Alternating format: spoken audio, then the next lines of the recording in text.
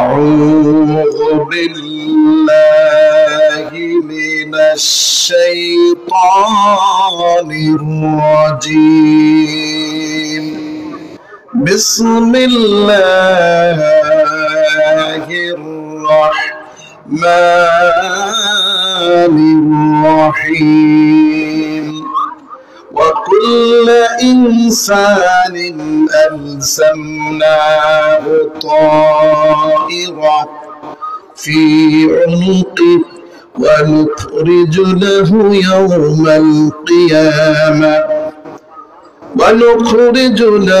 يوم القيامة كتابا يلقاه منشورا اقرأ كتابك كفى بنفسك اليوم عليك حسيبا صدق الله العلي العظيم وصدق رسوله النبي الكريم ونحن على ذلك من الشاهدين الشاكرين আল্লাহ পাক বনি ইসরাইলের থেকে আমি একটি আয়াত তেলাওয়াত করেছি। প্রতিটি মানুষের গলাতে তার আমলনামা ঝুলানো থাকবে, আর সেই আমলনামা কিয়ামতের দিন তাকে পাঠ করার জন্য বলা হবে যে তুমি তোমার আমলনামা পড়ো এবং পাঠ করো, তোমার বিচার কার্যের কি রায় হবে এটার জন্য তুমি নিজেই জাজমেন্ট করার জন্য যথেষ্ট। বারাকাল্লাহু লানা ওয়া লাকুম ফিল কুরআনিল আযীম। মুআজ্জাজ মুহতারাম হাজিরিন, জিবরাইল আমিন আল্লাহ রাসূলকে নিয়ে মেরাজে সফর সঙ্গে ছিলেন। মুআল্লিমুল মালায়েকা রাসূলুল কারীম হযরত জিবরাইল আলাইহিস সালাম, তিনি কাবা শরীফ থেকে শুরু করে নিয়ে আসমান, জান্নাত, জাহান্নাম পর্যন্ত রাসূলুল্লাহর সাথে সফর সঙ্গে ছিলেন। আজরাইলের সঙ্গে, মালাকুল মউতের সঙ্গে রাসূলুল্লাহর সাক্ষাৎ হয়, জাহান্নামের দারওয়ানের সঙ্গে রাসূলুল্লাহর সাক্ষাৎ হয়, জান্নাতের দারওয়ানের সঙ্গে রাসূলুল্লাহর সাক্ষাৎ হয়। সুবহানাল্লাহ বলেন। সেখান থেকে 5 ওয়াক্ত নামাজ নিয়ে আসেন, আরো আল্লাহ পাক তার উপর যা ওহী করার সেটা করেছেন।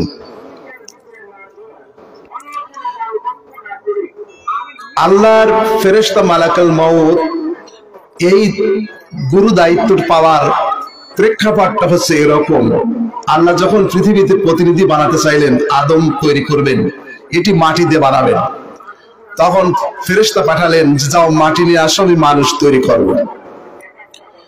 জিবরাইল আমিন পৃথিবীতে এসে বলল, এই মাটি তোমাকে আমি নিয়ে যাব, মানুষ তৈরি হবে।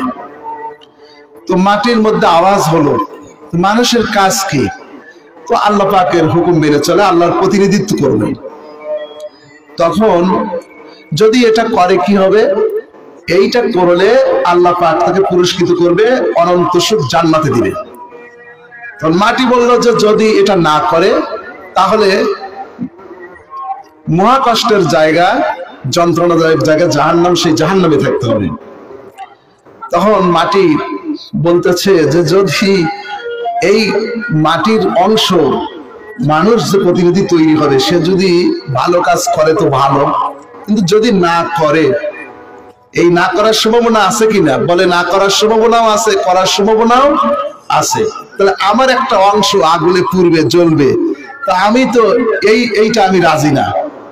মাটি বলল যে আমার আপত্তি আছে, আমার অংশ জাহান্নামে পুড়বে, এতে আমার আপত্তি আছে। জিবরাইল আমিন ফিরে চলে গেলেন।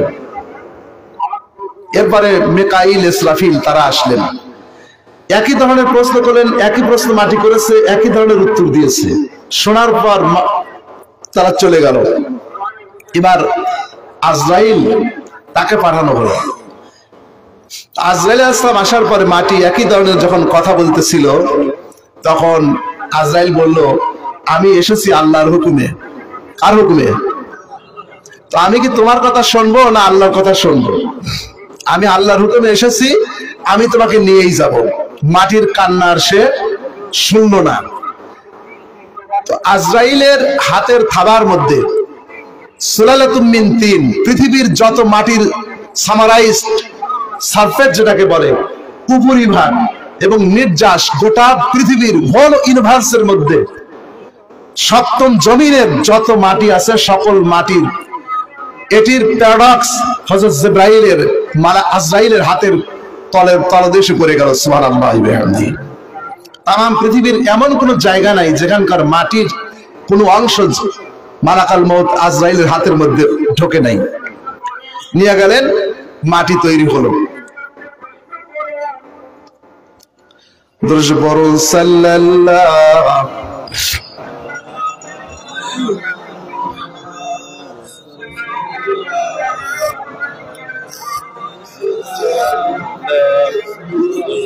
এত ডিস্টার্ব হয়ে আজকে পড়াই কঠিন, কানে এসে লাগছে।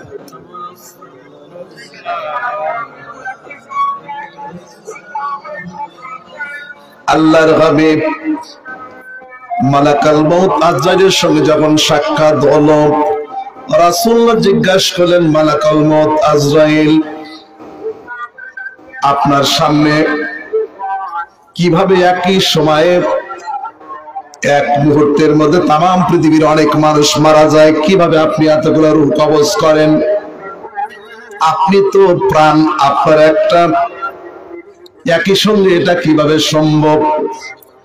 মালাকাল মউত আজরাইল আলাইহিস সালাম বলে, ইয়া রাসূলুল্লাহ, হাবিবাল্লাহ, হুজুর, মনে করুন কারোর সামনে যদি খাবারের একটা প্লেট থাকে, ওই খাবারের প্লেটের মধ্যে যদি খাবার থাকে, যেরকম করে একজন মানুষ তার চোখ দিয়ে খাবারের সবগুলো অংশ দেখতে পায়, গোটা পৃথিবী, তাম পৃথিবীর ভিতর যত মানব মন্ডলী আছে, জিন আছে, দরেন্দা পরেন্দা আছে, হল যত প্রাণী আছে, সকল প্রাণী জগতের নাম, বাবার নাম, ঠিকানা, এলাকা সহ পুরা ডাটা সমৃদ্ধ একটি বৃক্ষ আমার পাশে আছে। ওই বৃক্ষটা যখন আল্লাহর কোন বান্দার মরণের সময় হয়ে যায়, তখন প্রতিটি মানুষের জন্য, প্রতিটি প্রাণীর জন্য একটা করে পাতা থাকে। ওই গাছের পাতাটা তখন শুকিয়ে যায় এবং হলুদ বর্ণ ধারণ করে। তখন আমি প্লেটের মতো করে যত মানুষ আছে, যত জিন দরেন্দা পরেন্দা আছে, আমি বুঝতে পারি এর প্রাণবায়ু বের হওয়ার সময় হয়ে গেছে। সেই সময়ে আমি এটাকে সিগন্যাল দেওয়ার জন্য, সতর্ক করার জন্য স্বপ্নের মধ্যে অথবা সাক্ষাতে তার সঙ্গে আমি উকি মারি, তার চেহারার মধ্যে আমি উকি মেরে দেই, যার কারণে মানুষের হাড়ের রোগ হয়ে যায়, শুকিয়ে যায় এবং ঠোঁটটা শুকিয়ে যায়, হাত পা ফ্যাকাশে হয়ে যায়। মৃত্যুর আগেই অনেক লোকের সিমটম এবং লক্ষণ তার দেহের মধ্যে ফুটে ওঠে। জিবরাইল আমিন বলেন, মালাকাল মউত আলাইহিস সালাম বললেন, ইয়া রাসূলুল্লাহ, হাবিবাল্লাহ, হুজুর, একটা প্লেটের মধ্যে যদি খাবার থাকে, সেই খাবার যেমন কারো খেতে অসুবিধা হয় না, দেখতে সমস্যা হয় না, গোটা পৃথিবীটা আমার সামনে একটি খাবারের প্লেটের সমান। সুবহানাল্লাহ বলেন। সুতরাং মালাকুল মউত আজরাইল আলাইহিস সালাম তাকে সাহায্য করার জন্য প্রায় 1000 নয় 10,000 কোটি ফেরেশতা আছে। সুবহানাল্লাহ কোন। মালাকুল মউতের কাজ হলো সর্বশেষ। প্রতিটি মানুষের সঙ্গে অসংখ্য ফেরেশতা আছে। কিছু ফেরেশতাদের কাজ হলো তার রিজিকের জন্য সন্ধানে ব্যস্ত থাকা, তার বাস্তবায়ন করা। কিছু ফেরেশতার কাজ হলো তার জন্য শ্বাস প্রশ্বাসের ঠিক মতো কন্ট্রোল করা। কিছু ফেরেশতার কাজ হলো ব্লাড সার্কুলেশন করা। কিছু ফেরেশতার কাজ হলো বান্দা যখন কাছে ওঠে, পাহাড়ে ওঠে, পাহাড় থেকে যেন পড়ে না যায় সেই জন্য বান্দাকে সাহায্য করা। আবার যদি পাহাড় থেকে অথবা বৃক্ষ থেকে পড়ে যায়, বড় রকমের ক্ষতি যেন না হয় সেটাও ফেরেশতারা সাহায্য করে। এইরকম করে এক একজন মানুষের হেফাজত করার জন্য অসংখ্য ফেরেশতা আল্লাহ রাব্বুল আলামিন নিয়োজিত করেন। মৃত্যুর সময় যখন আল্লাহর বান্দার নিকটবর্তী হয়ে যায়, তখন সেই বান্দা স্বপ্নের মধ্যে অথবা বিভিন্ন ভাবে তার লক্ষ্যগুলো অনুধাবন করতে থাকে। কিন্তু যারা ঈমানদার বান্দা তারা সতর্ক হয়ে যায়, আর যারা কাফির মুশরিক এর মাধ্যম দিয়ে তাদের কোনো সতর্ক হয় না, তারা কোনো এর দ্বারা সংশোধন হয় না।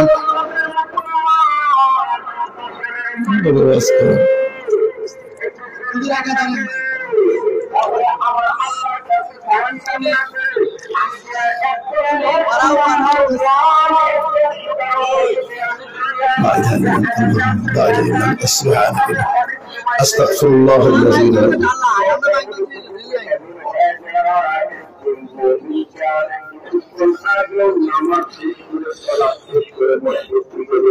সম্মানিত ভাইরা আমার, বন্ধুরা, আল্লাহর বান্দা হযরতে সেকেন্দার জুলকারনাইন পৃথিবীর বড় একজন বাদশা ছিলেন। সেকেন্দার জুলকারনাইন, কোরআনুল কারীমের মধ্যে তার কথা আল্লাহ বলেন, এমন পৃথিবীর এমন জায়গায় তিনি ভ্রমণ করেছেন সূর্য যে অস্তমিত হয় এবং ওঠে সেই জায়গা পর্যন্ত আল্লাহ তারে দেখাইছেন। অর্থাৎ গোটা বিস্তৃত পৃথিবীর তিনি অধিকারী ছিলেন সেটা বোঝানোর জন্য।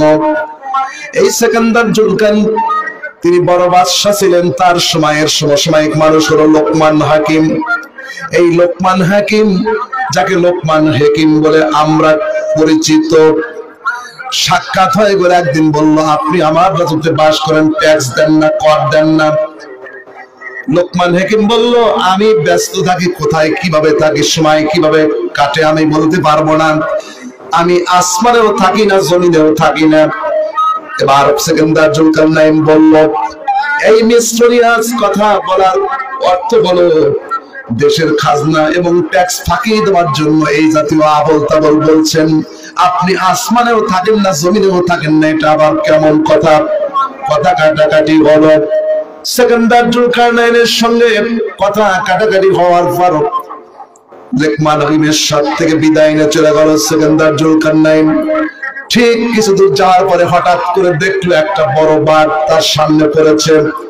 কারোর সামনে যদি বাঘ হাজির হয়, যত বড় বীর বাহাদুর হোক, লোকটার আর গায়ে বল থাকবে না, রক্ত মাথায় উঠে যাবে, ফ্যাকাশ হয়ে যাবে। এক দৌড়ে পালাবার চেষ্টা করছে, কিন্তু যতই দৌড়ায় বাঘ তার পিছনে পিছনে যায়। দৌড়াতে দৌড়াতে ক্লান্ত পরিশ্রান্ত হয়ে শেষ পর্যন্ত একটা গাছে উঠলো, বড় বৃক্ষ। উঠতে উঠতে গাছের একবারে শেষ প্রান্তে উঠে বলল, ডাল ধরেছে। খেয়াল করে দেখে যে ডালটা ধরেছে একটা শুকনা ডাল, ওই ডালটা নিচের দিকে বেঁকে হেলান হয়ে নিচে চলে গেছে। তাকায় দেখে এমন নিচে চলে গেছে একটা কূপের মধ্যে ওই ডালটা ঝুলতেছে। আর সেকেন্দার জুলকারনাইন ডাল ধরে ঝুলতেছে, কিন্তু তিনি কূপের মধ্যে ঝুলতেছেন। আর এই কূপের তলদেশে খেয়াল করে দেখে একটা কুমির হা করে আছে। আর কূপের উপরে তাকায় দেখে যে বাঘটা তাকে আক্রমণ করার জন্য তাকে তাড়া করেছিল, সেই বাঘটা কূপের উপরে হা করে দাঁড়ায় আছে। যেই গাছের ডাল ধরেছে সেই গাছের ডালের মধ্যে একটা সাদা ইঁদুর বসে আছে, আর একটা কালা ইঁদুর বসে আছে। ওই সাদা ইঁদুর যখন গাছের ডাল কাটে, কালা ইঁদুর তখন চুপ করে থাকে। আর কালো ইঁদুরটা যখন গাছের ডালটা কাটতে থাকে, তখন সাদা ইঁদুর চুপ থাকে। কাটতে কাটতে প্রায় শেষ করে ফেলেছে, সামান্য একটু বাকি আছে। যদি কাটা শেষ হয়ে যায়, নিচে পড়লে কুমিরে খাবে, আর উপরে গেলে তাকে বাঘে খাবে। হঠাৎ করে তার জ্ঞান ফিরলো, চিৎকার করলো, তাকায় দেখে জমিনে জ্ঞান হারায় পড়ে আছে। কি হলো আমার? আমি কোথায় ছিলাম? এটা কি স্বপ্ন না বাস্তব? দৌড়িয়ে লোকমান হাকিমকে খোঁজার জন্য চলে গেল। গিয়া বলল, ভাই আমারে মাফ করে দেন, আমি এবার কি দেখলাম, আমার কি হয়ে গেল, বলে কি হয়েছে? ভাই আমার কি হয়েছে বলতে পারবো না, আমি জমিনেও ছিলাম না, আসমানেও ছিলাম না। সুবহানাল্লাহ বলেন। একটা তো বলছেন যে জমিনেও নাই, আসমানেও নাই, এটা একটা আজুরের কথা। আপনি এটি এরকম তাত্ত্বিক কথা বলে ট্যাক্স ফাঁকি দেওয়ার আপনি পায়তারা করতেছেন। বলে আল্লাহ আমাকে বুঝাই দিছে যে আমার এমন অবস্থা হয়েছে, আমি জমিনেও ছিলাম না, আসমানেও ছিলাম না। তো কোথায় ছিলেন? কোথায় ছিলাম? আমি হঠাৎ করে দেখলাম বড় একটি বাঘ আমার সামনে। আমি দেখেই দৌড়ানো শুরু করলাম। দৌড়াতে দৌড়াতে একটি গাছে উঠলাম। ওই গাছের একবারে একটি ডাল ধরলাম। যে ডালটি ধরলাম, ওই ডালটা একবারে নিচে চলে গেছে একটা কূপের মধ্যে। সেই ডাল নিচের কুমির কূপের মধ্যে আছে হা করে, আর ওই বাঘটা গাছের গোড়ায় দাঁড়া আছে। যে ডালটা আমি ধরেছি ওইটা সাদা ইঁদুর কাটতেছে, কালা ইঁদুর চুপ করে থাকে। আর কালা ইঁদুর যখন কাটে, সাদা ইঁদুর চুপ করে থাকে। কাটতে কাটতে প্রায় শেষ করে ফেলছে। আমি এইটা কি দেখলাম? সেকেন্দার জুলকারনাইনকে লোকমান হাকিম বলল, আল্লাহর বান্দা সেকেন্দার, আপনি শুধু দুনিয়ার বাদশাহীর জন্য পাগল, কিন্তু আপনি যে গাছটা দেখেছেন ওটা হায়াতের গাছ, আর যে বাঘ দেখেছেন ওইটা হলো মালাকাল মউত আজরাইল। মালাকাল মউত আজরাইল আমাদেরকে প্রতিদিন তাড়া করে আর অনুসন্ধান করে। আমরা হায়াত নামক গাছের মধ্যে আছি, যেই ডালটি ধরেছেন ডালটা কূপের মধ্যে চলে গেছে, সেই কূপটা হলো আপনার মরণ। আর যেই কুমিরটা দেখতে পেলেন সেই কুমিরটার কিছুই না, ওটা হলো আপনার কবর। আর ডালটা দেখেছেন সাদা ইঁদুর, ওটা হলো দিন, আর কালো ইঁদুর হলো রাত। কালো ইঁদুর যখন যায় দিন তখন থাকে, দিন যায় রাত আসে। এইরকম করে কাটতে কাটতে আপনার যখন ডালটি পড়ে যাবে, শেষ হয়ে যাবে, আপনি কুমিরের পেটে চলে যাবেন, মানে সাথে সাথে কবরের জগতে চলে যাবেন। জোরে বলেন সুবহানাল্লাহ। উই আর গ্রোয়িং ওল্ড, আমরা বৃদ্ধ হচ্ছি, আমাদের প্রতি সময় পার হয়ে যাচ্ছে।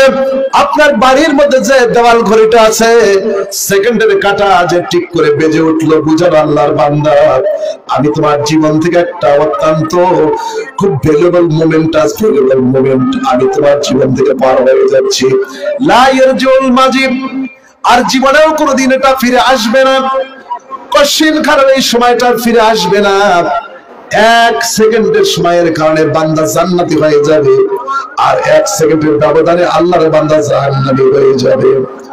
فأما من ثقلت موازينه فهو في عيشة راضية وأما من خفت موازينه فأمه هاوية وما أدراك ما هي نار حامية الله أكبر।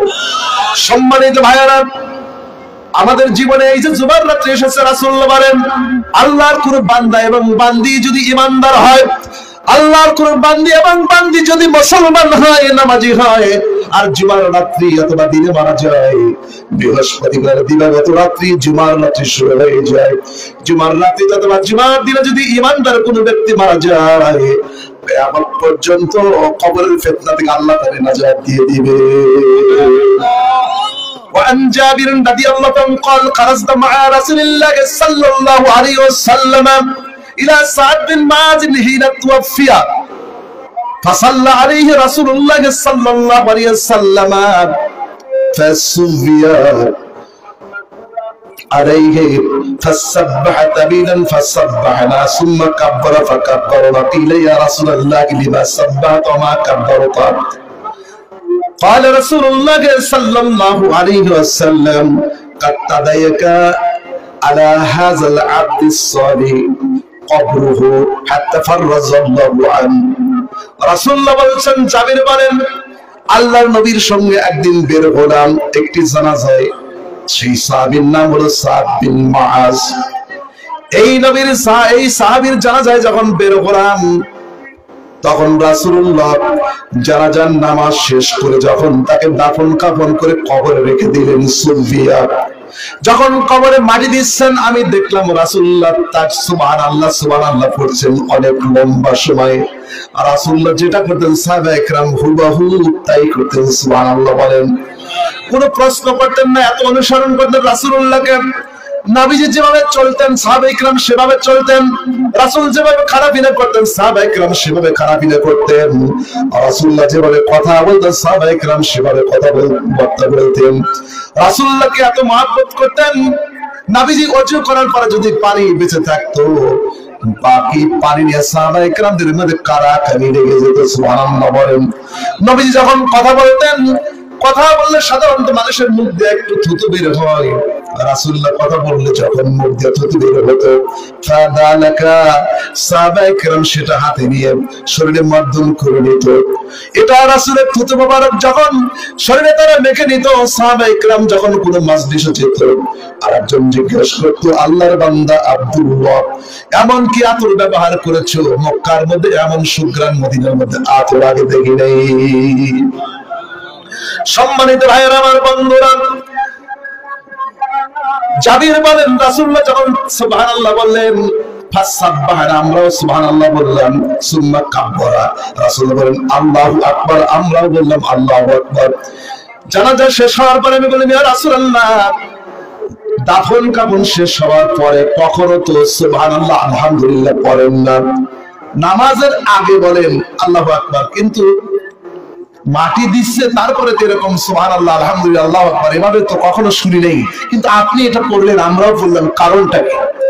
আল্লাহর হাবিব বলেন, আমার সাহাবীরা শোনো, আমি দেখলাম আমার আল্লাহ দেখাইলো قد تضايق على هذا العبد الصالح, এই নেককার বান্দার উপরে কবরহু, তার কবরটা সংকীর্ণ হয়ে যাচ্ছে। আমি সুবহানাল্লাহ আলহামদুলিল্লাহ বললাম, আল্লাহ এর বরকতে ফাররাজাল্লাহ, তার কবরটাকে প্রশস্ত করে দিলেন। وعن ابن عمر رضي الله عنه قال قال رسول الله صلى الله عليه وسلم هذا الذي تحرك له العرش هذا الذي شهد له سبور من الملائكة وفتحت من الأبواب الجنان وفي أبواب السماء كلها। আল্লাহর হাবিব বলেন, এই সেই সাহাবী, এই সেই আল্লাহর বান্দা যার জানাজার জন্য আসমান থেকে ৭০,০০০ ফেরেশতা নাযিল হয়েছিল। এই সেই আল্লাহর নেককার বান্দা যার জন্য আল্লাহ পাকের আরশ কেঁপে উঠেছিল, আসমান কম্পন করেছিল, আর জান্নাতের দরজা খোলা হয়েছিল, কিন্তু সেই বান্দার কবরটা সংকীর্ণ হয়ে যাচ্ছিল। রাসূলুল্লাহর দোয়ার বরকতে দেখা গেল তার কবরটা প্রশস্ত হয়ে গেল। সুবহানাল্লাহ বলেন। সম্মানিত ভাইয়েরা, আন আবি হুরায়রা রাদিয়াল্লাহু আনহু قال قال رسول الله صلى الله عليه وسلم اذا وضع الميت في قبره اتاه ملكان اسودان ارزقان يجلسانه فيقعدان فيسألان فيقابلان। মানুষকে যখন কবরে রাখা হয়, ইন্নাহু লা ইয়াসমাউ কারআন আলিহিম, রাসূলুল্লাহ বলেন, কবরে যখন মাইয়াতকে রাখা হয়, আত্মীয় স্বজন কবর দিয়ে বাড়ি ফেরার আগেই মাইয়াত কবরে বসে পায়ের শব্দ শুনতে পাচ্ছে এখনো। এমন সময় দুইজন ফেরেশতা এসে হাজির হইয়া করো, আহাদুহুমাল মুনকার ওয়াল আখির ওয়াল আখিরুন নাকির, একজনকে মুনকার বলা হয়, আরেকজনকে নাকির বলা হয়। তারা প্রশ্ন করে, দুইজন ফাইয়া কুলান, তারা প্রশ্ন করে, মার রব্বুক, কে তোমার রব?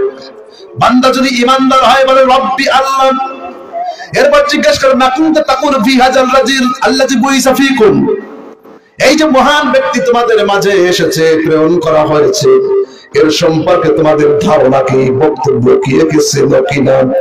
লোকটা যদি ঈমানদার হয় তখন বলে, ইন্নাহু আব্দুল্লাহ ওয়া রাসূলুহু ওয়া ফি রাতিন আশহাদু আল্লা ইলাহা ইল্লাল্লাহ ওয়া আন্না মুহাম্মাদার আবদুহু ওয়া রাসূলুহু, আল্লাহু আকবার।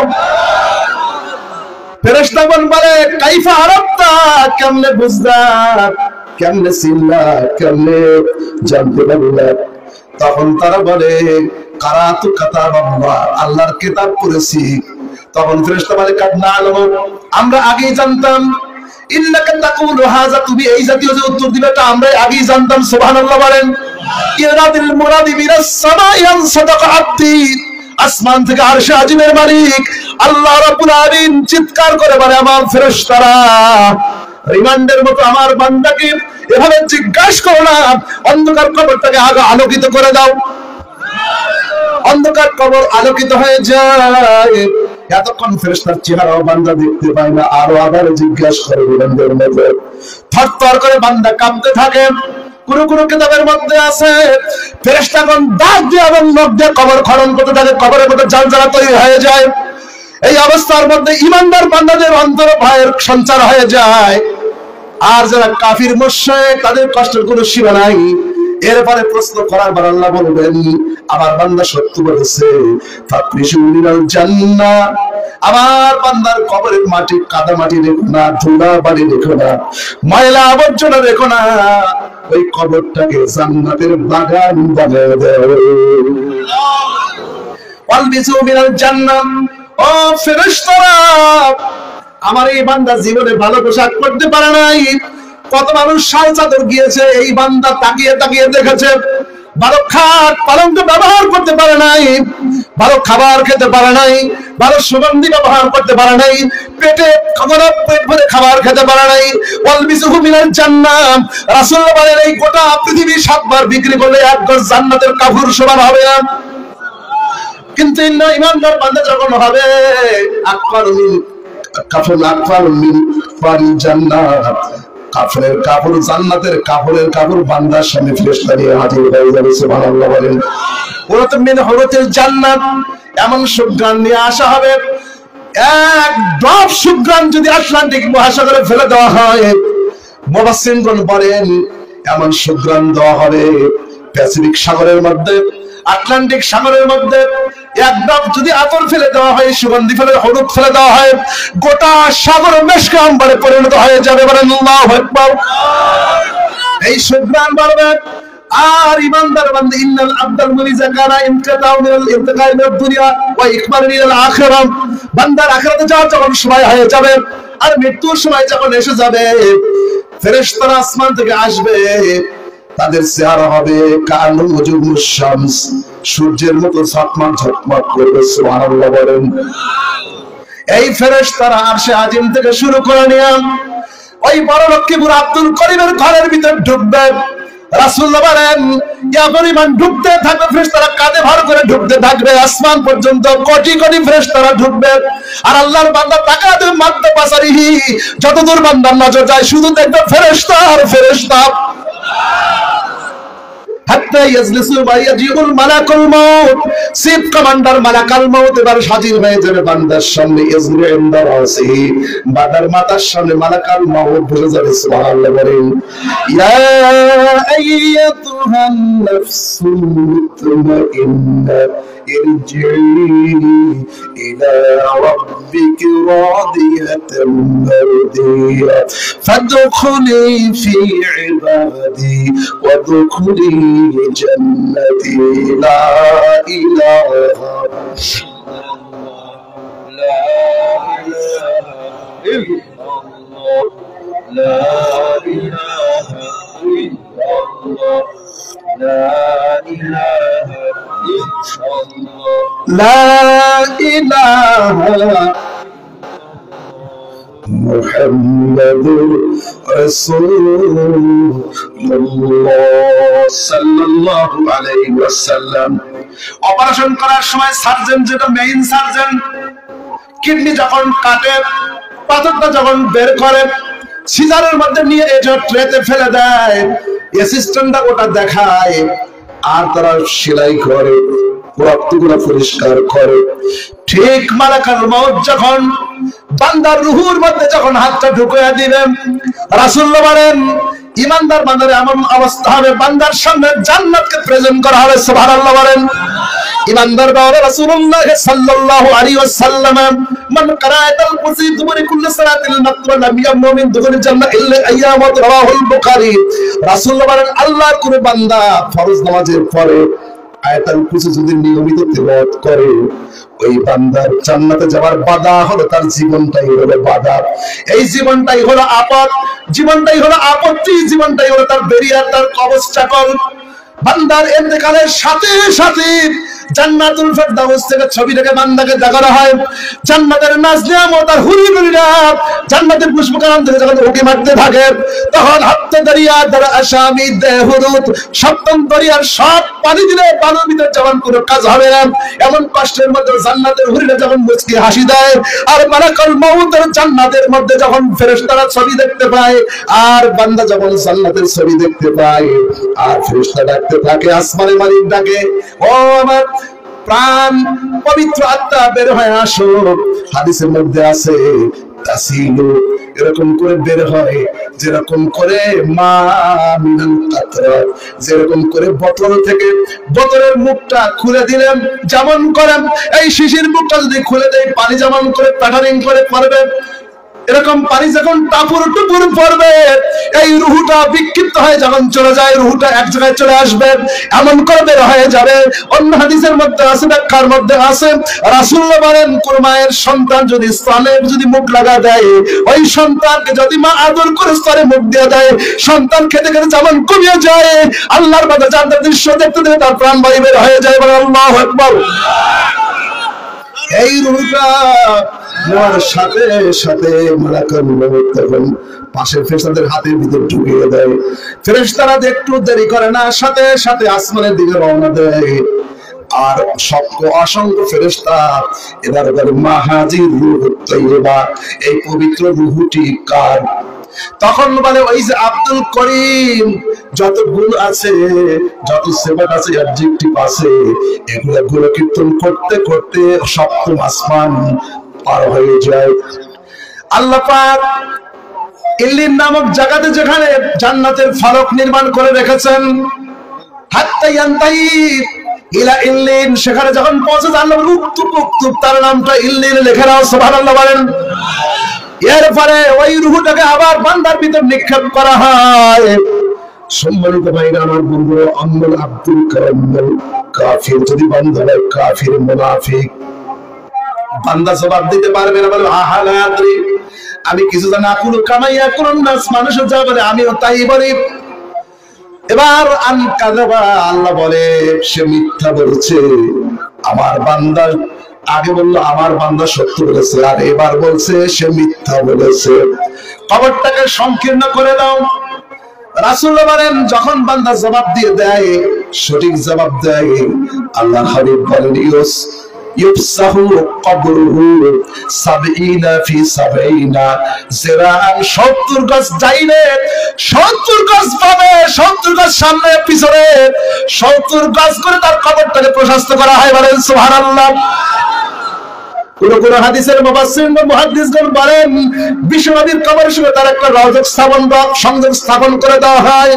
এরপরে ফেরেশতা বলে উনজুর ইলা মাকাদাকা, তুমি তাকায় দেখো এই যে জাহান্নাম তোমার জায়গা, আব্দুল্লাহু মাকানাকা, আল্লাহ তোমার স্থান পরিবর্তন করে দিয়েছে, কারণ তুমি আল্লাহর পরিচয় দিয়েছো, আর তুমি পরিচয় দিয়েছো তুমি বিশ্বনবী মুহাম্মদুর রাসূলুল্লাহ সাল্লাল্লাহু আলাইহি ওয়াসাল্লামের তুমি সৈনিক। রাসূলুল্লাহর পরিচয় তোমার সঙ্গে সঙ্গে জাহান্নামের পরিবর্তে আল্লাহ তোমার জান্নাতের জায়গা নির্ধারণ করে দিয়েছে। সকাল সন্ধ্যায় বান্দাকে দেখানো হবে, ওই জায়গা বলবে, বান্দা বলবে আমাকে ছেড়ে দাও, দাঁড়ি উসাল্লি, আমি নামাজ পড়বো। ফেরেশতারা বলবে কিসের নামাজ? বলে আমার মনে হচ্ছে বেলা ডুবে যাবে, বেলা ডুবে যাবে, আমি নামাজ পড়বো, নামাজের জন্য পাগল হয়ে যাবে। অন্য হাদিসের মধ্যে আছে আমাকে ছেড়ে দাও, আরজি ইলা আহলি, আমি বাড়িতে চলে যাও, ফাউনাব্বিহুম, আমি বাড়িতে গিয়ে আমার আব্বা আম্মাকে বলবো, আমার সন্তানকে বলবো। ফেরেশতারা আমার সঙ্গে উত্তম আচরণ করছে, সুবহানাল্লাহ বলেন। আমার ভাইকে বলবো, আমার বন্ধুকে, গ্রামবাসীকে বলবো, বিমা গাফার রাব্বি ওয়া জাআলানি মিনাল মুকরামিন, আমার আল্লাহ কত সম্মান আমাকে দিয়েছে, কত ইজ্জত দিয়েছে, আমি গ্রামবাসীকে গিয়ে বলে আসবো। ফেরেশতারা নাম কানাউমাতুল আউস, না না ঘুমাও, nobody will disturb you, কেউ তোমাকে ডিস্টার্ব করবে না, ঘুমাও। বাসর রাতে যেমন দুলহা ঘুমায় ওই রকম করে ঘুমিয়ে যাও, তোমার আপনজন ছাড়া তোমার কেউ জাগাবে না, তোমার আপনজন হলো রব্বুল আলামিন, কিয়ামতের আগে তোমার জাগাবে। আল্লাহু আকবার। বান্দা যদি কাফের হয়ে যায় জবাব দিতে পারবে না, রাসূলুল্লাহ বলেন কবর সংকীর্ণ করা হবে, আর একটা হাতুড় আনা হবে, লাউজুরিবাল জাবাল, পাহাড় যদি সেটা মারা হতো, লাসারা তুরাবান, সঙ্গে সঙ্গে গোটা পাত মাটিতে মিশে যাবে। আবার আঘাত করা হবে, ইয়াসিউ সাইহাতান, এমন চিৎকার করে, ইয়াসমাউ কুল্লু মান ফিস সামাওয়াতি ওয়া গায়রাস সাকালাইন, এমন চিৎকার করে কবরের মধ্যে আল্লাহর বান্দা, আসমান এবং জমিনের মধ্যে যত প্রাণী আছে সব প্রাণী তার চিৎকার শুনবে, শুধু জিন আর ফেরেশতা তার চিৎকার শুনতে পাবে না। জোরে বলেন নাউজুবিল্লাহ।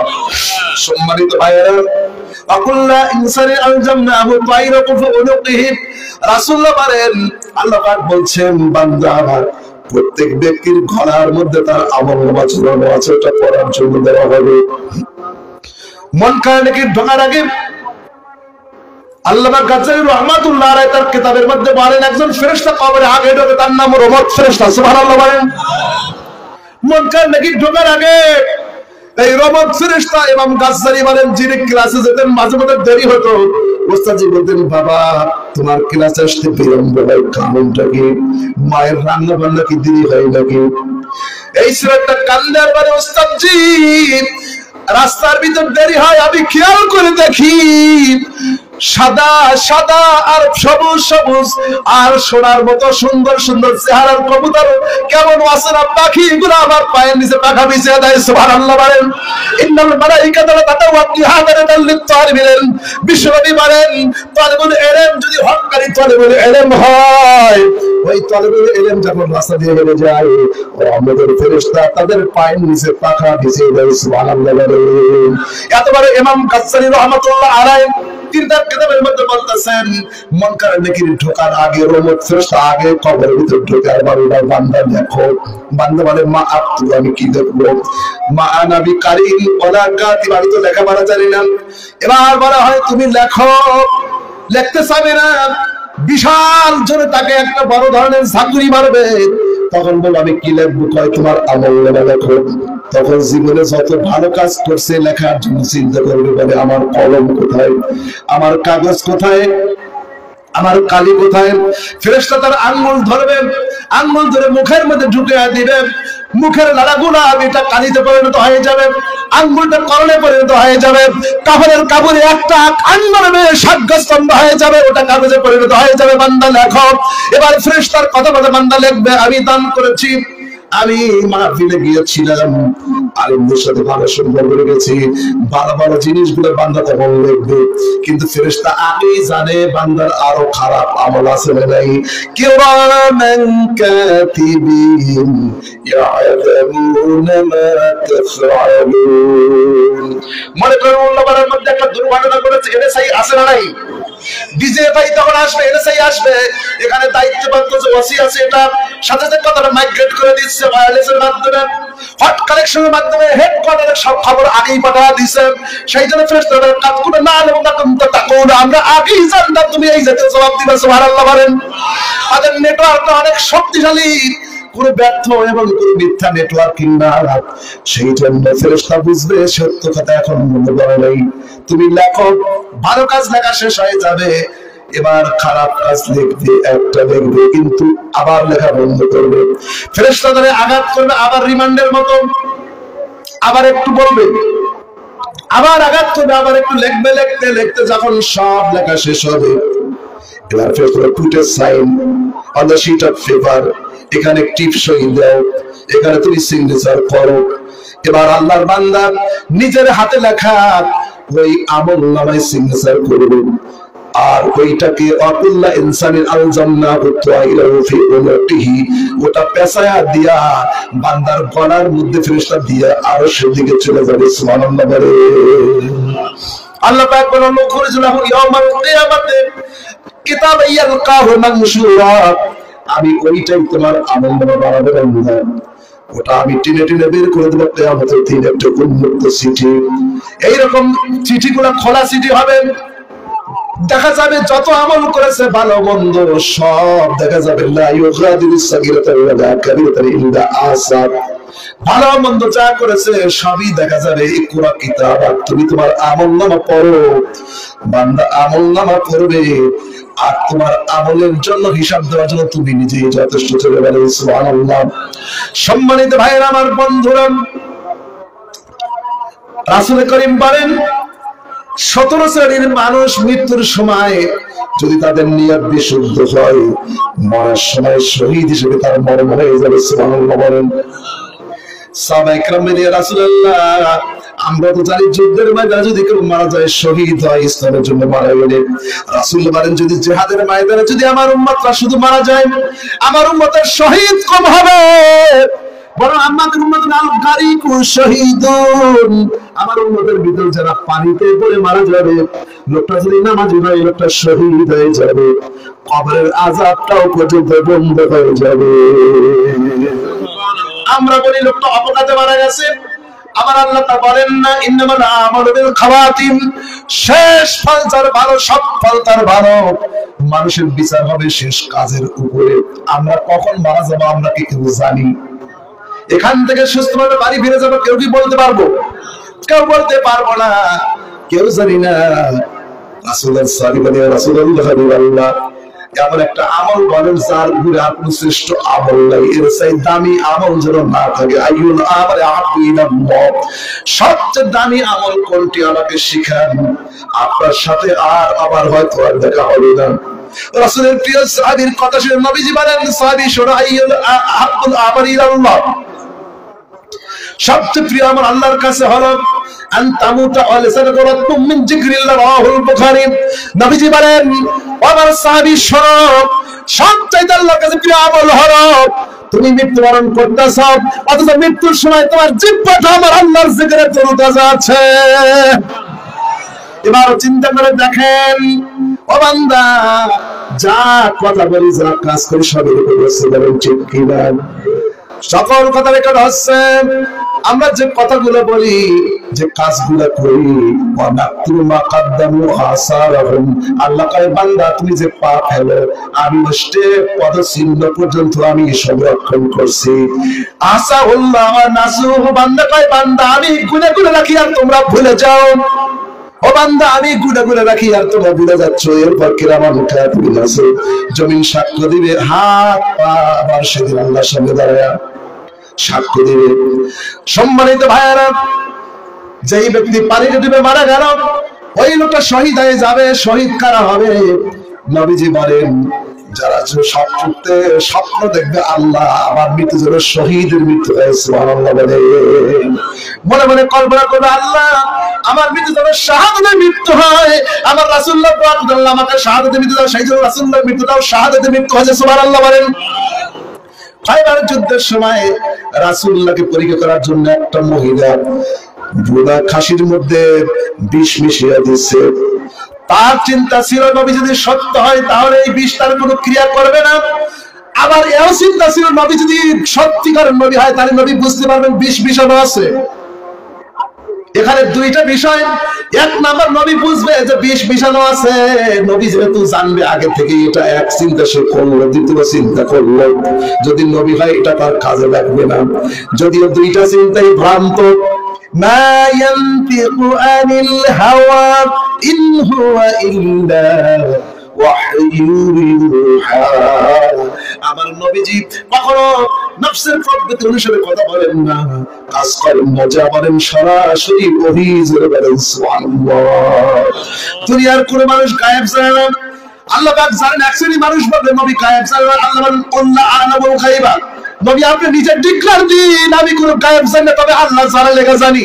কথা বলেন। এইরকম দলিল কোরআন থেকে একটা নয় 70টা দলিল দেওয়া যাবে। নবী যে গায়েব জানেন না, কোন নবী গায়েব জানেন না, আবার হাজার হাজার গায়েব জানেন, আল্লাহ জানে লেখা জানেন, আল্লাহ জানে লেখা জানেন। জোরে বলেন। সম্মানিত ভাইয়েরা, আমার নবীকে আল্লাহ জানালেন না যে এটাই বিষ আছে, কিন্তু আবার তিনি খেলেন, কিন্তু আমার আল্লাহ বিষের ক্রিয়া বন্ধ করে দিয়েছেন, সুবহানাল্লাহ বলেন। যেহেতু এখানে পরীক্ষা চলতেছে, রাসূলুল্লাহ জানার আগেই আমার রাসূলুল্লাহ রব্বুল আলামিন, আল্লাহ হলেন রব্বুল আলামিন, নবী বলেন রাহমাতুল লিল আলামিন, সুবহানাল্লাহ। বিষের ক্রিয়া হলো না, কিন্তু অন্য দুইজন সাহাবী খাওয়ার পরে পরের দিন মারা গেল। এই মহিলা পরে ইসলাম গ্রহণ করেছিল। এটা একটা লম্বা হাদিস। আমার নবী যখন ইন্তেকাল করতেছেন, সমস্ত ঐতিহাসিক এবং মুহাদ্দিস মুফাসসিরুন একমত প্রকাশ করেছে, রাসূলুল্লাহর মাথায় প্রচন্ড যন্ত্রণা। মা ফাতিমা কাঁদতেছেন, বাবাজি আপনার কি কষ্ট হচ্ছে নাকি? বলে আকরাবা মা আকরাবা বি, এত যন্ত্রণা হচ্ছে। মা ফাতিমা এত কাঁদতেছেন, এত কান্দার কেউ কান্দেন নাই। নবী ডাকতে বলেন, ফাতিমা আসো। কানে কানে কি বলেন, মা ফাতিমার মুখখানা সুন্দর হয়ে গেল। ডাকতে বলেন, মা এসে বলে, ও ফাতিমা, তোমার পিতা তোমাকে কি বললো? তোমার মুখখানা এরকম করে হাস্যজ্জ্বল হলো কি? হাদিসের মধ্যে আছে, এক হাদিসের মধ্যে আছে, মা ফাতিমা বলেন, বাবা আর বেটির ভিতর কি কথা হলো এটা আমি বলবো না। অন্য হাদিসের মধ্যে আছে, আমার পিতা প্রথমে বলেছে, ফাতিমা চিন্তা করো না রে ফাতিমা, আমার ইন্তেকালের পরে আমার পরিবারের মধ্যে সবচেয়ে আগে তোমার সাক্ষাৎ হয়ে যাবে। সেই জন্য রাসূলুল্লাহ ইন্তেকালের মাত্র 6 মাস পরে ফাতিমা তো রাদিয়াল্লাহু আনহা দুনিয়া থেকে বিদায় নিয়ে চলে গেলেন। ও সম্মানিত ভাইরা, আমার বন্ধুরা, কোন ঐতিহাসিক জন বলেছেন, মা ফাতিমা ওসিয়ত করেছেন, আলী আমার যখন ইন্তেকাল হবে সামান্য যেকজন লোক মাটিতে কবর করার জন্য যেকজন লোকের দরকার হয় হাসান হোসাইন সহ আপনি সহ অত্যন্ত প্রয়োজনীয় সব মানুষ যাবেন, কোনো পাবলিসিটি করবেন না, কোনো অ্যানাউন্সমেন্ট করবেন না, খুব তাড়াতাড়ি রাত্রে অন্ধকারে আমারে মাটি দিয়ে দিবেন। হযরত আলী তাই করলেন। মা ফাতিমাকে মাটি দিচ্ছে আর কবর খনন করছে আবু যর গিফারি, রাসূলের পরিবারের অত্যন্ত আপনের সাহাবী। এই আবু যর গিফারির মর্যাদা কত বেশি একটু শুনুন। আবু যর গিফারি নবীজির সামনে জিবরাইল হাজির হয়ে আছে।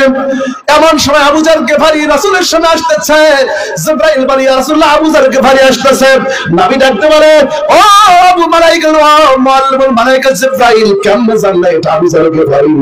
ইয়া রাসূলুল্লাহ আল্লাহ হুজুর আমি জিবরাইল শুধু আবু যর গিফারির নাম জানি না, আসমানে যত ফেরেশতা আছে সব ফেরেশতাই আবু যর গিফারির নাম জানে। সুবহানাল্লাহ। আবু যর গিফারির এমন কি আমল?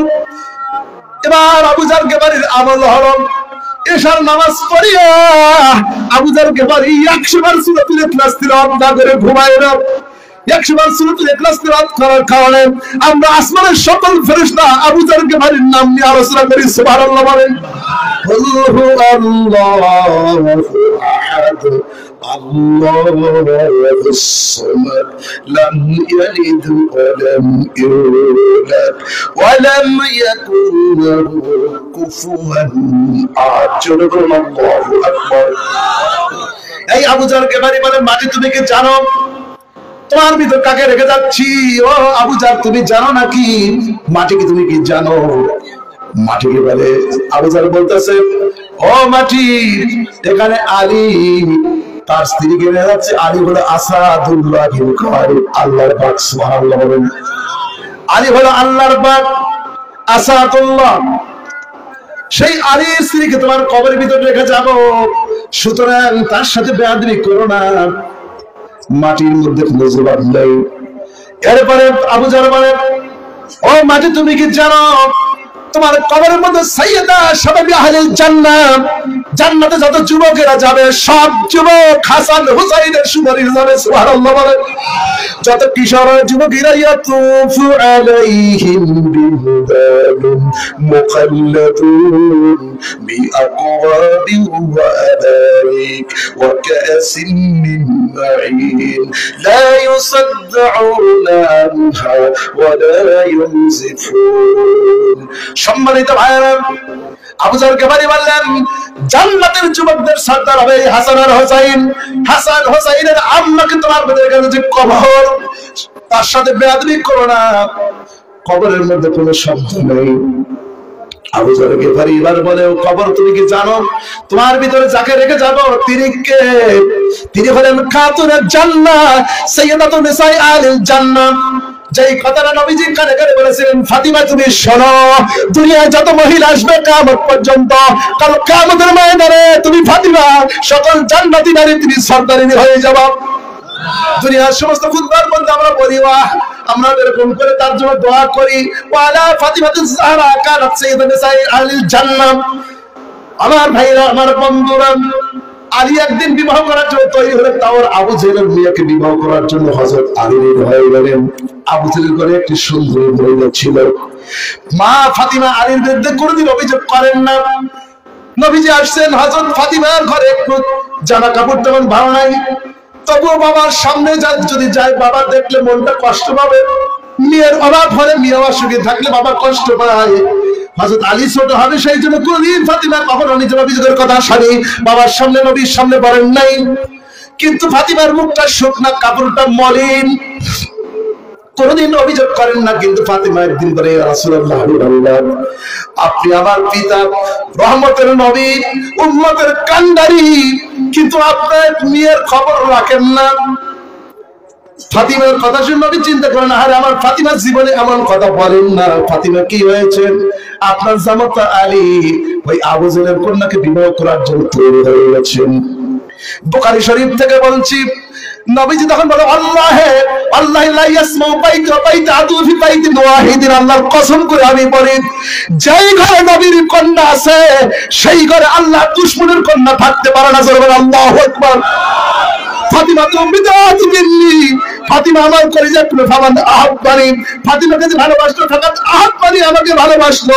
ওমান আবগাদুনি ফাকাত গাযাবানি, ফাকাত আর যে ফাতিমাকে কষ্ট দিল সে আমাকে কষ্ট দিল। আলী জিন্দেগি তার বিবাহ করার চিন্তা করো না, জোরে বলেন সুবহানাল্লাহ। সম্মানিত ভাইরা আমার বন্ধুরা, এবার আবু জার বলে, ও মাটি তুমি জানো নাকি তোমার মধ্যে রেখে যাচ্ছি জান্নাতের সর্দার নিয়ে খাতুন জান্নাত ফাতিমাকে রেখে যাচ্ছি তোমার কবরের মধ্যে, মাটির মধ্যে জবান নাই। এবার বলে, ও মাটি তুমি কি জানো নাকি রাহমাতুল আলামিন সাইয়্যিদুল মুরসালিন মুহাম্মাদুর রাসূলুল্লাহ সাল্লাল্লাহু আলাইহি ওয়াসাল্লামের কন্যাকে তোমার কবরের ভিতরে রেখে যাচ্ছি। এই কবরে কিছুক্ষণ পর শোয়া দেওয়া হবে। মাটির মধ্য থেকে একটা আওয়াজ বের আসলো, কে আলী স্ত্রী, কে ফাতিমা, কে হাসান হোসেন আম্মার, কে নবীর কন্যা। আমি মাটি চিনবো না, আমি মাটি জানবো আমার সঙ্গে আমল ভালো কার, আমার সঙ্গে যার আচরণ ভালো হবে তার হবে, যার আমল ভালো হবে। আমার ভাইরা আমার বন্ধুরা, যে সাহাবীর জন্য ৭০,০০০ ফেরেশতা নাজিল হয়ে যায়, যার জন্য আল্লাহর আরশ পর্যন্ত কেঁপে ওঠে, ওই সাহাবীর কবর পর্যন্ত তাকে রাজ্যের জন্য আকাশ রাসূলুল্লাহ দোয়া করলেন, আল্লাহ সেই দোয়ার বিনিময়ে তাকে মাফ করে দিলেন। সেই জন্য হযরত ওসমান যখন কবরের পাশে যেতেন তখন কাঁদতেন, এত কান্দা কান্দতেন। সাহাবায়ে কেরাম বলে, ওসমান গো আপনি তো জান্নাতের সাহাবী, নবী বলছেন আমার সাহাবীরা ১০ জন সাহাবী জান্নাতে আশরাতুল মুবাশশারা, সুসংবাদ তত জান্নাতে, যদিও সুসংবাদ তত জান্নাতের সাহাবী অসংখ্য। আবার কোরআন থেকে দলিল নবীর সব সাহাবী জান্নাতে রাদিয়াল্লাহু আনহু রাদওয়ান। আল্লাহ বলেন আমিও খুশি তারা আমার উপর খুশি, বলেন সুবহানাল্লাহ। এটাই হলো প্রথম সার্টিফিকেট, নবীর সব সাহাবী জান্নাতি। আসহাবী কান্নাজুম কুলহুম আদুল, আমার সাহাবীরা ন্যায়পরায়ণ। বিআইয়ুম ইহতাদাইতুম ইহতাদাইতুম, আমার যে কোনো সাহাবী অনুসরণ করলে হেদায়েত প্রাপ্ত হয়ে যাবে। আমার সাহাবীদের জন্য যদি দুনিয়ার সব আমল এক বান্দায় করে, আমার একজন সাহাবীর আমল দিলে সেটা না অজানা ভারী হয়ে যাবে। জোরে বলুন আল্লাহু আকবার। আমার সম্মানিত ভাইরা আমার বন্ধুরা, আবু যার ইয়াজিহু সাইহাতাম, আবু যার একটা চিৎকার করে বের হয়ে চলে গেলেন, আর মদিনায় ফিরলেন না। যে হযরত ফাতিমার এত মর্যাদা হবে, হাসান হোসেনের মর্যাদা হবে, সেই মাটি কাউরে খাতির করবে না। আমার ভাইরা আমার বন্ধুরা, দুনিয়া থেকে আমল করে যাওয়ার দরকার আছে না নাই? রাসূলুল্লাহ বলেন আল হারিকু শাহীদুন, যারা আগুনে পড়ে মারা যায় শহীদ হয়ে যাবে, শহীদ হয়ে যাবে। কত মানুষকে মানুষ আগুনে পুড়িয়ে দেয়, এই লোকটা শহীদ হয়ে যাবে। কবরে যখন ডাকা হবে মুনকার নেকির কোনো প্রশ্ন করবে না, কবরে ফেটা থেকে আল্লাহ মাফ করে দিবেন। অবান্না জাতাল মাউতে শহীদ, যারা এরকম করে দেওয়ার ধসে মারা যাবে তারা শহীদ হয়ে যাবে। অনেকে কাজ করার সময় আবার বিভিন্ন ভাবে কাছের গুড় পড়ে যায়, শহীদ হয়ে যাবে। নবী বলেন মাতউন শহীদুন, পিয়া রোগে যারা মালিক রোগে যারা মারা যায়, তারা মহামারীতে যারা মারা যায়, কলেরা, টাইফয়েড, বসন্ত এবং করোনা, কিন্তু লোকটার শর্ত হলে ইমানদার হতে হবে। ইমানদার ব্যক্তি যদি মহামারীতে মারা যায়, লোকটা শহীদ হয়ে যাবে। সুবহানাল্লাহ বলেন। আল মাতমুন শহীদুন, নবী বলেন স্টমাক জনিত কারণে শুধু ব্যথা আর ব্যথা, পাকস্থলীর কত কোনো রোগের কারণে যদি মারা যায় শহীদ হয়ে যাবে। ওমান মাতা মারিজান ফাওয়া শহীদ, রাসূল বলেন এনি কাইন্ড অফ ডিজিজ, যে কোনো রোগে যদি আল্লাহর কোনো বান্দা বান্দি মারা যায় সেও শহীদ হয়ে যাবে। সুবহানাল্লাহ বলেন। সম্মানিত ভাইরা, আল মারআতুল্লাতী তামুতু বিজুমাইন, ওই মহিলাও শহীদ হয়ে যাবে। আল্লাহ যেই বান্দি পেটে সন্তান ধারণ করলো, সব প্রাণী ঘুমিয়ে যায়, আল্লাহর বান্দি ঘুমায় না। সব প্রাণী খায়, আল্লাহর বান্দি খেতে পারেন না। ওঠেন, হার্টবিট বেড়ে যায়, ঘুমায়, ডান কাত হয় বাম কাত হয়, পেটটা সামনে নাই কিন্তু পেটে সন্তান পা টান করে দেয়, ওই যে মা খেতে পারলেন না। 1 বছর রোজা রাখলে যে সওয়াব হবে, আল্লাহ রাব্বুল আলামিন মাকে সেই সওয়াব দান করে দেন। সম্মানিত ভাইয়েরা, ওই মহিলা প্রসব ব্যথার আগে অথবা প্রসব ব্যথার পরে যদি মারা যায় শহীদ হয়ে যাবে। আল্লাহ কবরের আযাবটা বন্ধ করে দিবে। জোরে বলেন সুবহানাল্লাহ। অবান্না তাদুনা আহলি, আপনার একটা যুবতী মেয়েকে আপনি বের হয়েছেন, বকেটার সন্তানরা বকেটার যুবকরা ডিস্টার্ব করতেছে, আপনার বোন কিনে বের হয়েছেন, বকেটার যুবকরা ডিস্টার্ব করে ইফটিজম করতেছে। রাসূলুল্লাহ বলেন নিজের বোনের ইজ্জত রক্ষার জন্য, নিজের সন্তানের ইজ্জত রক্ষার জন্য, নিজের মায়ের জন্য, অবান্না মিন দুনা আহলি, নিজের পরিবারের সদস্যকে রক্ষার জন্য যদি টাকার পরে যদি কেউ মারা যায়, রাসূল বলেন লোকটা শহীদ হয়ে যাবে। সুবহানাল্লাহ বলেন। আমার মাতাতুনা মালিহি, আপনার জমিতে জোর করে কেউ যদি আঙ্গুল চাষে, আপনার জমিন যদি জোর করে কেউ দখল করে, আপনি যে জমিন দখল করার জন্য যান আর যদি মারা যান, রাসূল বলেন আপনিও শহীদ হয়ে যাবেন। সুবহানাল্লাহ বলেন। এইরকম করে করে 17 শ্রেণীর মানুষ শহীদ হয়ে যাবে। আইয়ুল আহমাল আহমাল আহাব্বু ইলাল্লাহ, ক্বালা রাসূলুল্লাহ সাল্লাল্লাহু আলাইহি ওয়াসাল্লাম, আহাব্বুল আহমাল ইলাল্লাহ আন তামুতা ওয়া লাইসা লাকুম মিন যিকরিল্লাহ। নবীজি বলেন সবচাইতে প্রিয় আমল আল্লাহর কাছে হচ্ছে দাবি আমল নাই। তুমি মারা যাচ্ছ কিন্তু তোমার জিহ্বা আল্লাহর জিকিরে তরুতাজা আছে। আমার ভাইরা, আমার বন্ধুরা, সবচেয়ে কঠিন জায়গা হলো এই কবর। এর চাইতে কঠিন জায়গা নাই। এই কবরের জন্য যদি আমরা প্রস্তুতি গ্রহণ না করতে পারি, তাহলে আমাদের জীবনটা বৃথা হয়ে যাবে। এই কবর যদি কেউ নাজাত পায়, আউয়াল মানজিলুল মিন মানাজিলিল আখিরাত, কবর হলো প্রথম স্টেশন। এখানে যে মুক্তি পাবে সব স্টেশনে মুক্তি পেয়ে যাবে। কবরে যদি কেউ ধরা খেয়ে যায়, সব জায়গায় ধরা খেয়ে যাবে, কিন্তু তারপরে বান্দা যদি ঈমানদার হয়, রাসূল বলেন মাল মাইয়াতু ফিল কবরে ইল্লা কাল গারিকিল মুতাকাব্বিসিন। নবী বলেন মানুষ যখন কবরে যায়, এই লোকটা কথা বলার কোনো শক্তি থাকে না, আমল করার শক্তি থাকে না। ইযা মাতাল ইনসানু কাতালহু আমালুহু, মানুষ যখন কবরে যায় তার আমল করার শক্তি থাকে না। এবং আল্লাহর অনেক কাশমালা ওলি আছেন, এমন আল্লাহর ওলি আছেন এখনো কবরের হালত দেখতে পায়। এমন কোরআনের হাফেজ আছে কবরে বসে বসে কোরআন খতম করে, 70,000 কোরআন খতম করে একটাও নাকি পাবা। কারণ পরীক্ষার হল থেকে যদি অঙ্ক বাইরে এসে কেউ মিলাই, ওই অঙ্কের কি আর রেজাল্ট আসবে বলুন? আর দুনিয়া মাজরাতুল আখিরা, এটা আখিরাতের কৃষি ক্ষেত্র। কবরে গিয়ে কেউ জিকির করে, আল্লাহর ওলিরা কবরে বসে জিকির করতেছে, কোনো সওয়াব নেই। কবরে বসে বান্দা কাঁদতেছে, এই চোখের পানির দাম নাই, দামাতুল আসি তুতফিউ গাজবা রব্বি। সেই জন্য আমার ভাইরা, আমার বন্ধুরা, আমরা এমন আমির উম্মত হয়েছি, আদম আলাইহিস সালামের ছোট বেটা শীষ, সব বেটা জোড়ায় জোড়ায় হলো, বেটা শীষ হলো বেজর। আল্লাহ জান্নাত থেকে তার একটা হুর দান করেন। সুবহানাল্লাহ বলেন। আমার ভাইরা, আমার বন্ধুরা, আল্লাহ শীষের দিকে ইব্রাহিম হযরত আদম তাকায় বলে, বেটা শীষ, আমি বুঝতে পারছি তোমার বংশে মুহাম্মদুর রাসূলুল্লাহ জন্ম হবে। সুবহানাল্লাহ বলেন। ও বেটা, তুমি ওযু হালতে থাকবা, সর্ব অবস্থায় পাক পবিত্র অবস্থায় থাকবা। মুহাম্মদ সাল্লাল্লাহু আলাইহি ওয়াসাল্লাম তিনি কে? তিনি বলেন আমারই সন্তান, তিনি আখিরি জামানার পয়গম্বর। সেই নবীর উপর ঈমান আনার কারণে আমি আদমকে আল্লাহ নবী বানায় দিয়েছেন। সুবহানাল্লাহ বলেন। আলমে হাজরের মধ্যে আল্লাহ জিজ্ঞাসা করেছে, আমার রাসূলুল্লাহর পর ঈমান আনলে কারা কারা? সবচেয়ে আগে ঈমান আনছে নবী রাসূলগণ। আল্লাহ খুশি হয়ে দুনিয়া পুরস্কার দেন, নবী রাসূল বানায় দিয়েছেন। দ্বিতীয় কাতার ঈমান আছেন ওলিয়াউলিয়াগণ, as-সাবিকুন as-সাবিকুন উলাইকাল মুকাররাবুন। আল্লাহ পাক বলেন কিয়ামতের ময়দানে কুনতুম আযওয়াজান সালাসা, একদল আল্লাহ পাকের কুদরতি হাতের ডান দিকে থাকবেন আর একদল বাম দিকে থাকবেন। আর যারা ওলিয়াউলিয়া কিরাম নবী রাসূলগণ আল্লাহ পাকের কুদরতি পায়ের ঠিক কাছে থাকবে, উলাইকাল মুকাররাবুন, তারা হাসতে হাসতে আল্লাহ জান্নাতি হয়ে যাবে। এই ওলি আল্লাহ এবং নবী রাসূলগণ আগে ঈমান এনেছে। আর মঞ্চ এই জন্য আমার ভাই, আমার বন্ধুরা, আল্লাহর একজন ওলি বান্দা বলতেছে, আলমে আরওয়াহের মধ্যে আল্লাহ জিজ্ঞাসা করে, আলাস্তু বিরাব্বিকুম, আমি কি তোমাদের রব নই? আমাকে যে জিজ্ঞাসা করেছিল, আমার কানের মধ্যে আজও সেই শব্দটা আমি শুনতে পাই। সুবহানাল্লাহ বলেন। সম্মানিত ভাইরা, আমার বন্ধুরা, এরা মুত্তাকা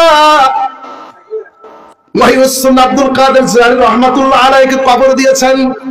কবরে রাখার পরে তার এক বন্ধু রাত্রে স্বপ্ন দেখতেছে, আব্দুল কাদের আল্লাহ আপনার সঙ্গে কেমন ব্যবহার করেছেন?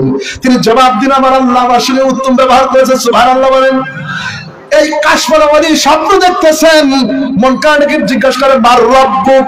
উনি বললেন, ও ফেরেশতারা, তোমরা 12 কোটি কোটি মাইল দূর থেকে তোমরা যে চলে আসছো এই জমিনের মধ্যে, তোমাদের রবকে বলে আল্লাহ। যদি কোটি কোটি মাইল দূর থেকে জমিন এসেও যদি রবকে ভুলে না যাও, 3.5 হাত মাটির নিচে আমি আব্দুল কাদের আমার মাওলাকে কেমন করে ভুলে যাব? ইউসাব্বিতুল্লাহু আল্লাযিনা আমানু বিল কওলি সাবিত ফিল হায়াতিদ দুনিয়া ওয়া ফিল আখিরাহ। আল্লাহ পাক বলে, ইন্নাল্লাযিনা ক্বালু রাব্বুনাল্লাহ সুম্মা ইসতাকামু তাতানাজ্জালু আলাইহিমুল মালায়েকা। দুনিয়ার ভিতর যারা বলবে আল্লাহ আমার রব, আল্লাহ আমার রব, তিনি আইনদাতা, বিধানদাতা, সর্বময় ক্ষমতার তিনি মালিক, তিনি কুদরতি কুল কায়নাতের খালিক এবং মালিক, তিনি বলেন ইলাহ, তিনি আমার রব। আর ইস্তিকামাত যদি থাকে, এর উপর যদি ঠিক থাকতে স্থির থাকতে পারে। বান্দা যখন ইন্তেকাল হবে, ফেরেশতা হাজির হওয়ার আগে ইবলিস শয়তান দলে দলে বান্দার সামনে হাজির হয়ে যায়। ইমাম গাজ্জালী রাহমাতুল্লাহ আলাইহি বলেন, শুধু ইবলিস শয়তান হাজিরই হয় না, 70 বছর পর্যন্ত শয়তান লোককে যত ধোঁকা দিয়েছে, মৃত্যুর সময় তার চেয়ে বেশি ধোঁকা দেওয়ার চেষ্টা করবে, কারণ এটা শেষ মুহূর্ত। এই মুহূর্তে শয়তান সফল হয়ে গেলে শয়তান সাকসেসফুল হয়ে যাবে, কারণ শয়তান বলেছে, আল্লাহ যেই আদমের জন্য জান্নাতে আমার জায়গা হলো না, আদমের সন্তানকে আমি জান্নাতে জায়গা দিতে দেব না। চ্যালেঞ্জ করেছে। আল্লাহ বলেন, তোর সহ তোর অনুসারীদেরকে জাহান্নামে আমি ভরে দেব, ইল্লা ইবাদি মুখলিসিন, আমার মুখলিস বান্দাদেরকে তুই পারবি না। সুবহানাল্লাহ বলেন। ধোঁকা দিয়ে বলবে, আমি তোমার মা, মৃত্যুর সময় আমি ইহুদি ভাই মারা গেছি, আমি কবরে শান্তিতে আছি। বাম পাশে এসে বলবে, আমি তোমার বাবা, নাসারা হয়ে মারা গেছি, মরার সময় আমি কবরে বড় শান্তিতে আছি। আলেমরা যেটা বলে ভুল বলে, ইসলাম সত্য না, ইসলাম মিথ্যা, তুমি ইহুদি হও, তুমি ইহুদি হও অথবা নাসারা হও, এরকম করে বলতে থাকবেন। কিন্তু যদি লোকটা ঈমানদার হয়, সেজন্য নবী বলেন, লাকিনু মাউতাকুম, মৃত্যুর সময় তোমরা তালকিন দাও। সুবহানাল্লাহ বলেন। যেই ঘরের মধ্যে ইয়াসিন ওয়াল কুরআনিল হাকীম, তাবারাকাল্লাযী বিয়াদিহিল মুলক ওয়া হুয়া আলা কুল্লি শাইইন কাদির। রাসূলুল্লাহ বলেন, জুমার রাতে যারা সূরা মুলক নিয়মিত তেলাওয়াত করবে, কবরের আযাব কিয়ামত পর্যন্ত বন্ধ হয়ে যাবে। কবরের আযাব ডান দিকে আসবে। এই কোরআনের সূরা মুলক পড়বে, আমি সূরা মুলক আমাকে দিয়া, এই বান্দা কোরআন ধরেছে ডান দিক দিয়ে, আসো না, বাম হাত দিয়েও ধরেছে, এসো না, আবার হেঁটে হেঁটে তার দিকে কোরআন ধরেছে, বাম দিকেও আসো না, এই মুখ খানা দিয়ে কোরআন তেলাওয়াত করেছে, সামনে এসো না, আল্লাহ কবরের মধ্যে নূরের মশারি টানা দিবে। সুবহানাল্লাহ বলেন। মৃত্যু ব্যক্তির সামনে যারা সূরা ইয়াসিন তেলাওয়াত করে, কিতাবের মধ্যে আছে একটা হরফের বিনিময়ে 70 জন ফেরেশতা নাজিল হয়ে যায়। আলামীদের মধ্যে আছে, যখন ফেরেশতা হাজির হয়ে যায়, সঙ্গে সঙ্গে ইবলিস শয়তান পলাতে থাকে। এইবার বান্দা দেখতে পারে, এটা আমার আব্বাও না, এটা আমার আম্মাও না। বান্দা তখন ঈমান নিয়ে হাসতে হাসতে জান্নাতে হয়ে যায়। সুবহানাল্লাহ বলেন। আমরা কান্নাকাটি করি, কান্নাকাটি করা যাবে না। নবী বলেন, আল মাইয়াতু আযবু আলা নিহালি আহলি। নবী বলেন, পরিবারের লোকেরা যদি অযথা কান্নাকাটি করে, লোকটার কবরের আযাব হবে। সুতরাং কান্নাকাটি, কান্না নিষেধ নাই, কিন্তু আস্তে আস্তে কাঁদতে হবে। ভাইরা আমার, বন্ধুরা, মৃত্যুর সময় হে কালেমার তাকে দিতে হবে, লা ইলাহা ইল্লাল্লাহ, কিন্তু বলা যাবে না পড়ো পড়ো, বলতে হবে লা ইলাহা ইল্লাল্লাহ মুহাম্মাদুর রাসূলুল্লাহ।